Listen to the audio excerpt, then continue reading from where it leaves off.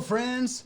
Happy Friday. It's a fantastic Friday, and it's time for Live Out Loud with Jason. How are you doing today? Are you living out loud, or are you living in a cave? What are you doing? Are you hiding under a basket, or are you letting her rip today? Are you making this an amazing day? Did you wake up today and grab the day by the neck, or did it choke you? Did it choke you first? You know, what are you doing today? We are living out loud, right? What does it mean to live out loud? Okay, so living out loud means discovering who we are, who God created us to be, beginning to understand our talents, our giftings, our calling, and going for it, developing those, being courageous, taking steps, getting out of our comfort zone. Don't forget, our comfort zone is right here. And our success zone is over here, just outside of the comfort zone. Hey, there's Mom. Hey Mom, how you doing? Thank you for listening in. I tell you what, it's my desire, friends, that today you're inspired, you're encouraged, and you're emboldened to be who God created you to be. And so many times I feel like there is undeveloped talent, skill, gifts collecting dust. Wouldn't you rather be ashes than dust? What does that mean, right? Be ashes than dust. I would rather burn up and be burned up and used up than collect dust all my life. Maybe your skills and your gifts are collecting dust. Maybe they're buried in the closet, haven't been seen in years and years. It's time to open it up, peel the junk off, wake it up, give it some water, some sunshine, and grow. It is time to grow. You know, so many things try to hold us back from being who God created us to be. What are the things that tend to hold us back? Fear of losing, fear of looking stupid, fear of failure, fear of humiliation, fear of losing yet again. There's doubt. I don't know if I can do it. I'm not going to be good at it. There's uncertainty. What's going to happen if? And then there's, people that are going to look at you and you try to do something good, and they're going to try to compare the old you. Oh, you're trying to do that? Look at the way kind of person you used to be before, and now you're trying to do this and be a good person. Really? Are you really going to listen to that? Don't listen to that junk. Be who you are created to be. You need to live out loud. We all need to live out loud. And if we don't know where to go, what to do, maybe we don't even know what we're good at. Maybe you don't know what you're good at or what you're made for. It's time to uncover. It's time to discover. It's time to develop those things. The answer, friends, is action. It starts with a belief, a mindset, an action. We have to get going. We will never finish if we don't get started. There are going to be, it's been said there's going to be two types of pain in life. And we get to choose what type of pain. It's either the pain of discipline or the pain of regret. Which one would you rather live with? The pain of discipline or the pain of regret? The pain of discipline comes with the rewards.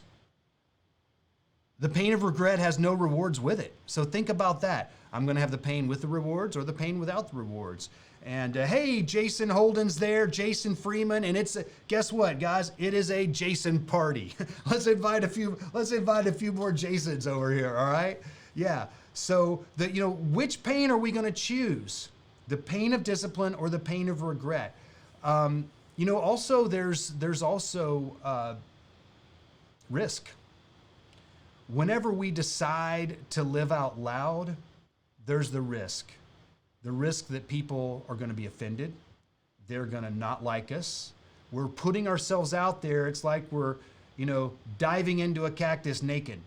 Something like that, right? And there's so many things, friends, that we do in life that are, they're going to make us feel naked when we're out there. We're exposed. But it's just like, guys, it's just like getting into a relationship. If you don't open up and expose your heart, you're never gonna have a successful, deep, meaningful relationship. And yeah, you might get hurt. And guess what? As you decide to live your life out loud, you may get hurt. You may scrape your knee. You may be exposed. You may get some scars. But guess what? You are resilient. You can bounce back. You can do it. You can bounce back. Do not be afraid of falling down. Do not be afraid of failure. Failure is when you quit. When you quit getting up and you quit trying. That is what failure is, friends. And I want to encourage you today. You are the only person that's ever lived in history that can be you and that can fulfill the calling that you have on your life. So, I got a quote here from C.S. Lewis.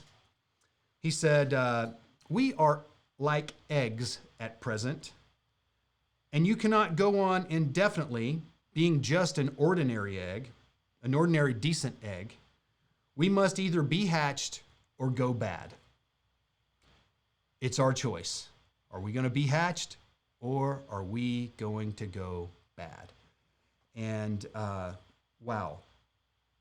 Okay, so let's switch subjects here for just a quick second. Okay, the Bible says that Jesus said that it's not what we consume and eat that makes us dirty, but it's what comes out of us, right? And our attitudes, typically our words might be the most common. And I believe that people that live out loud are people builders. People builders. Because you know what? None of us are ever going to do anything truly great in life without teamwork. And if we're going to live out loud and do something amazing, we are going to have to choose to be interdependent with other people and letting everybody do what they're good at, kind of like on any sports team or team in general. Everybody's got a slightly different expertise on the skill on the team, and we have to be people builders. So I want to talk about being a people builder for a second here. How can we build people? I think one of the most obvious, and I don't want to say easiest ways, but is with our words. We can build people up with our words. And a joke back I used to make when I was pastoring kids' church was, guys, we don't need to be cutting people down. We need to be cutting them up. And it was kind of funny, cut them up, ha, ha, ha, right? But, hey, Christina's there. Hey, Christina, you guys, yes, we are not ordinary. And Christina says, love the hell out of everybody. I like that too. I think that's something I tried to do at Halloween a few years ago. I tried to scare it. Well, yeah, we'll skip over that. But just having some fun here. But we need to use our words to build people up, or else our own living out loud is going to be squashed, okay? And one of my favorite books is Dale Carnegie's How to Win Friends and Influence People. If you haven't read that book, I highly recommend it. But one of the things that he says in that book is he says that we should begin with praise and honest appreciation. And it's one thing to appreciate someone in your heart. It's another thing to express that appreciation to them. And when we praise and appreciate someone else, it's like a flower that's getting watered and sun shining down on it, and it helps them bloom and grow. Don't you want to be, friends, don't you want to be the type of person that helps other people grow, that adds value to other people's lives? I know you do. And this is a great way to do it. Matter of fact, this is just a couple points from How to Win Friends and Influence People. He says, praise the slightest improvement and praise every improvement. Be hearty in your approbation and lavish in your praise. And if that's not a skill you currently possess, I think that's a great one to work on. To start honestly appreciating, genuinely praising people for the good things they do and the things they're improving on. Let's build one another. Let's not cut one another. Let's not be jealous of one another. When someone else over here is succeeding in an area, why don't we just celebrate with them and count them as a blessing in our lives and to be a blessing in their lives? And let's be the type of people, that others like to be around, that others feel good when they're around. When after interactions that you have with people around you, do they feel stronger, encouraged? Are they glad? Do they smile when they hear you coming down the hall, or do they cringe? Think about that. I know personally in my life, there's times, and I struggle with this, where I have high expectations on myself and I have high expectations of others. And so it's easy for me, honestly, it's easy for me to forget about the praise and be more critical. And even if that's not my heart and I truly am appreciating, what's actually being communicated to others is more criticism instead of praise and encouragement. Okay? And that's just a personal struggle that I deal with, and it's something I need to keep constantly at the forefront of my mind. It's my personality. I'm a driver. I'm a go. And it's easy for me to leave a lot of dead bodies in my trail of the people that I love the most, closest to me. And maybe you struggle with the same thing as well. And hey, there's Jeremy Barton. Hey, buddy, how are you doing, man? Oh, dude, you're awesome. I look forward to hanging out again sometime when we're all getting together at events. And yeah, so Jason Freeman says, just talking about building people up yesterday. Yes, we do. Everything that's going on, there's so much destructive attitude and actions going on right now. What we need is to band together, and I love this acronym for TEAM, TEAM. Together, everyone achieves more. Think about that. Together, everyone achieves more. And that's the type of person that I am choosing to be. One of the things that also back to how to win friends and influence people. Another point he makes in that book that I really love is he said, give other people a fine reputation to live up to. So let's just say that I'm talking to person B and I'm talking about person A. What am I saying to person B about person A? Because eventually person A is going to find out what I said. What am I saying? Am I building up person A? Am I giving person A a big, fine reputation to live up to? Because here's the thing, people will live up to your expectation of them. They will live up to your expectation of them. We need to have glasses that are half full. We need to find the best in other people, and people are going to rise to that, okay? And I think that's a huge part of living out loud, is building up other people, loving other people, building a team, and together we can do greater things. So, sometimes we just need to stop and think and make a decision. What type of a person am I going to be? Who am I? What does God want me to be? And is that what I'm choosing to be? Okay. And I choose to be, I tell myself this every morning, I am a builder of people. I am a builder of people. I build people up. And friends, I want to encourage you, make a list of who you are. Decide who you are. Define who you are, who you're going to be, and your actions and your habits are going to come into alignment with that. Don't just go out and try to do good things. Determine that, you know what? Like, okay, me, I have the Spirit of God living in me, and rivers of living water are going to flow from me today.